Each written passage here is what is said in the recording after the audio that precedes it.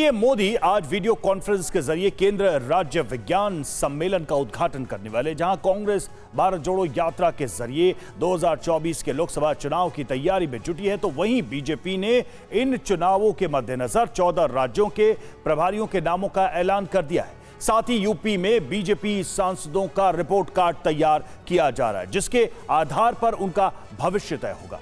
राहुल के 41,000 की T shirt पर सियासत गर्मा गई है। कांग्रेस में अध्यक्ष पद चुनाव से पहले 5 बड़े नेताओं ने मतदाता सूची की डिमांड की है।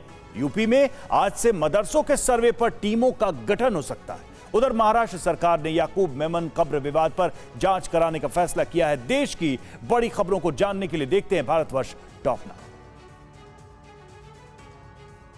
पीएम मोदी आज सुबह 10:30 पर वीडियो कॉन्फ्रेंसिंग के जरिए केंद्रीय राज्य विज्ञान सम्मेलन का उद्घाटन करेंगे।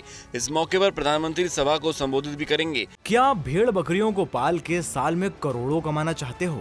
यकीन नहीं हो रहा ना? तो साल में 3 करोड़ कमाने वाले सिखाएं तो क्यों देरी कर रहे हो?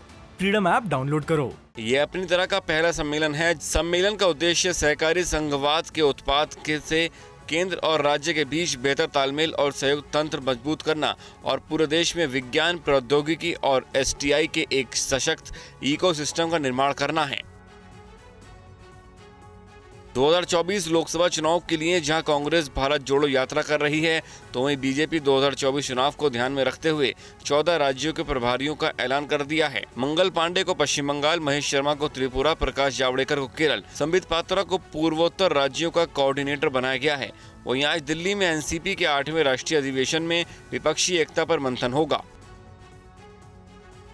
उत्तर प्रदेश में बीजेपी सांसदों का रिपोर्ट कार्ड तैयार होगा, जिसके आधार पर उन्हें 2024 लोकसभा चुनाव का टिकट मिलना तय होगा। संघ और संगठन मिलकर सांसदों का रिपोर्ट कार्ड तैयार करेंगे।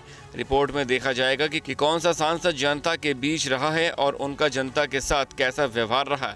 इसके अलावा उसकी लोकप्रियता और काम का भी आकलन किया जाएगा। राहुल गांधी की टी शर्ट पर इन दिनों सियासत गर्म है। बीजेपी ने राहुल की 41,000 की टी शर्ट पर उन्हें घेरने की कोशिश की है, तो कांग्रेस ने बिना देरी किए पलटवार करते हुए बीजेपी से पूछा कि क्या वो भारत जोड़ो यात्रा में उमड़े जनसैलाब को देखकर घबरा गई है। कांग्रेस ने कहा कि कपड़ों पर चर्चा करनी है तो मोदी जी के 10 लाख के सूट और 1.5 लाख के चश्मे की बात भी होनी चाहिए।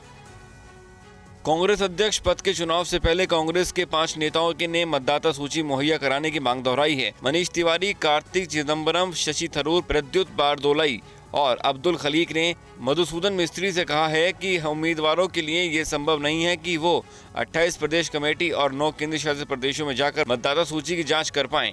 कांग्रेस में 17 अक्टूबर को अध्यक्ष पद के लिए मतदान होना है। उत्तर प्रदेश में इन दिनों मदरसे के सर्वे कराए जाने का मामला खूब गरमाया हुआ है। खबर है कि आज से यूपी में मदरसों को सर्वे के लिए टीम का गठन होगा। टीम जिला स्तर पर गठित की जाएगी। खबर ये भी है कि कुछ इलाकों में सर्वे का काम भी शुरू हो सकता है। अल्पसंख्यक कल्याण मंत्री धर्मपाल सिंह ने पिछले दिनों कहा था कि जिलाधिकारी सर्वे की रिपोर्ट 25 अक्टूबर 2022 तक प्रशासन को उपलब्ध कराएंगे। झारखंड के दुमका में 23 अगस्त को नाबालिग लड़की पर पेट्रोल डालकर जिंदा जलाने के मामले में पुलिस ने कोर्ट में चार्जशीट दाखिल कर दी। पुलिस मुख्य आरोपी शाहरुख को 23 अगस्त और दूसरे आरोपी नईम को 29 अगस्त को गिरफ्तार कर जेल भेज चुकी है। वहीं झारखंड में ही एक आदिवासी नाबालिग लड़की के साथ दुष्कर्म और हत्या के मामले में जांच अधिकारी को बदलकर एसआईटी का गठन किया गया है। मुंबई हमलों के दोषी याकूब मेमन की कब्र को मजार बनाने का मामला गर्माता जा रहा है। बीजेपी का आरोप है कि उद्धव सरकार के दौरान याकूब की कब्र को मजार बनाया गया। डिप्टी सीएम देवेंद्र फडणवीस ने अब मामले की जांच के आदेश दिए हैं।